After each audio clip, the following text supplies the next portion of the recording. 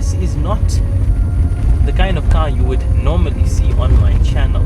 It's not my cup of tea, so to say, but the owner is quite handsome, and he said, you know what, you need to feature more older classic cars on your channel.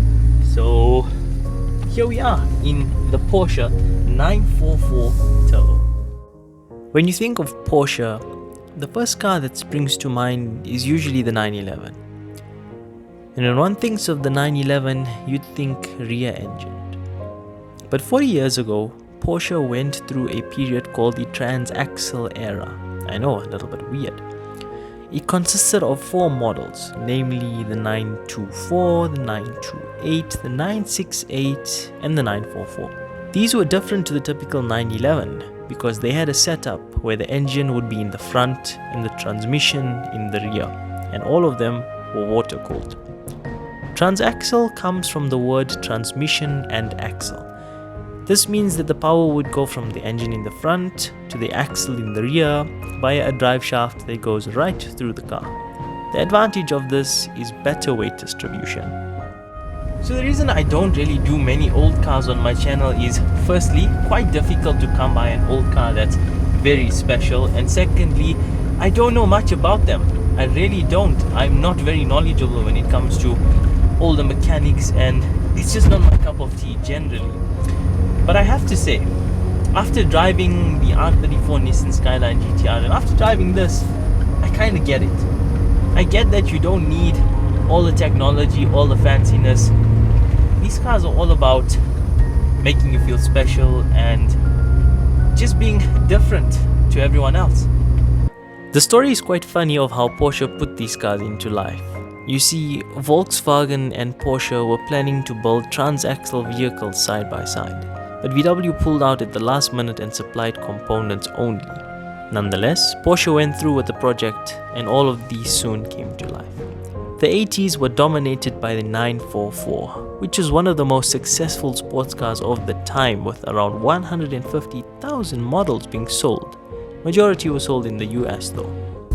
So the 944 turbos are very famous because it's a very special Porsche feeling for not 911 money, and that's why people like them so much. They feel very special.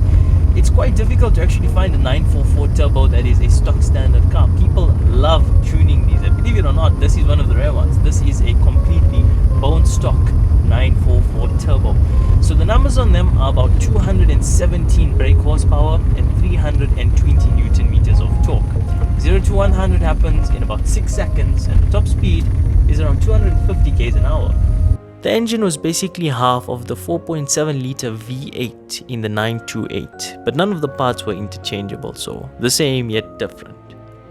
So this powerful little engine, coupled with no driver aids like traction control or anything like that, and a 5-speed manual box, meant you were completely on your own, which made for a very sweet drive because of the perfect weight distribution. It's still a joy to drive, even by today's standards. So the numbers are quite impressive for an almost 30-year-old car. It's really got power, but it feels old school to drive naturally. The clutch is nice and heavy. It feels old, but it doesn't feel historic, if you know what I mean. It's still got that Porsche feeling that's trickled through all the years, and it still feels perfect in a way. The clutch is hard, I must say, but it feels very satisfying to use. It's a long push. It's not like there's just a short spring at the end. It's a nice long continuous push. It's got a 5-speed manual box. The throws are actually quite nice and quite short. Steering is a little bit numb, tiny bit numb, but it's a GT car. It's not meant to be a 911 sports car. It's perfect for the car. It suits it really well. Its muscular bodywork doesn't only look stylish, but it's also functional. It was designed to be as aerodynamic and slippery as possible. And you can't lie and act like you don't love pop-up headlights. Everyone loves pop-up headlights. The interior has some of the most comfortable seats I have ever felt. It's a rather charming interior designed to be very relaxing, yet have the sporty Porsche feeling.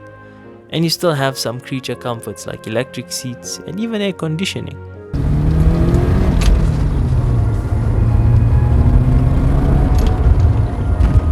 feels very nice to drive. It's actually very easy to heel and toe shift because the brake and the accelerator are right next to each other. And lovely turbo lag, it makes it so much more of an occasion, so much more fun.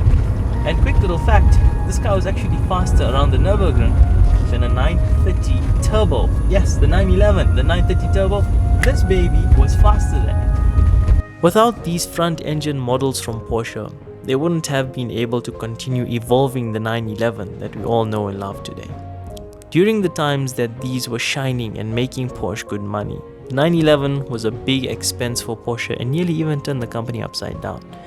They've done a lot for the company, and they deserve to be respected and an important part of Porsche's history. So, you'll notice this video is a little bit short, and I want to keep it short and sweet because let me give you my verdict on this car.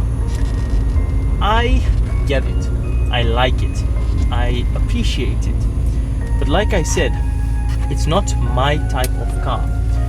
So I'm not the person that can appreciate it to its full potential. I appreciate it, but there's people out there that really look at this car and it pulls their heart, it melts the strings, you know. And I get it. With these cars, people enjoy more of the feeling you get when you drive them. It feels very special. It's not about how fast it is. It's just about, this is a little piece of history. And that's what I want.